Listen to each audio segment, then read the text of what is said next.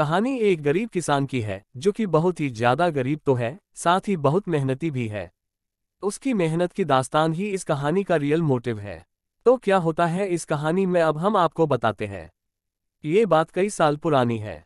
किसी राज्य में एक राजा हुआ करता था।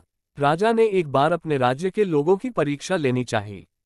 एक दिन उसने क्या किया कि सुबह सुबह जाकर रास्ते में एक बड़ा सा पत्थर रखवा दिया। अब तो सड़क से जो कोई भी निकलता उससे बड़ी परेशानी हो रही थी, लेकिन कोई भी पत्थर हटाने की कोशिश नहीं कर रहा था।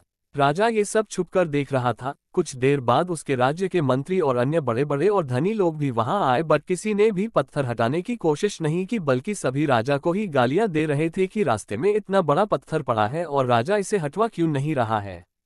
कुछ देर बाद वहां एक गरीब किसान आया जिसके सर पे बड़ा सा सब्जी का गट्ठर रखा हुआ था। जब वह पत्थर से गुजरा तो उसे वजन की वजह से काफी परेशानी हो रही थी। तो उसने अपने सर से सब्जी की गठरी उतारी और पत्थर को पूरी ताकत से हटाने में जुट गया।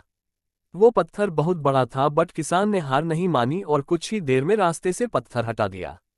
जैसे ही वो वहां से चला उसने देखा कि पत्थर वाली जगह पर एक थैला पड़ा हुआ था जो कि राजा ने पत्थर के नीचे छुपा दिया था। किसान ने थैला खोला तो देखा उसमें सोने के 10,000 सिक्के थे और एक पत्र था जिसमें लिखा था, पत्थर हटाने वाले को राजा की ओर से इनाम। अब तो किसान फूला नहीं समा रहा था।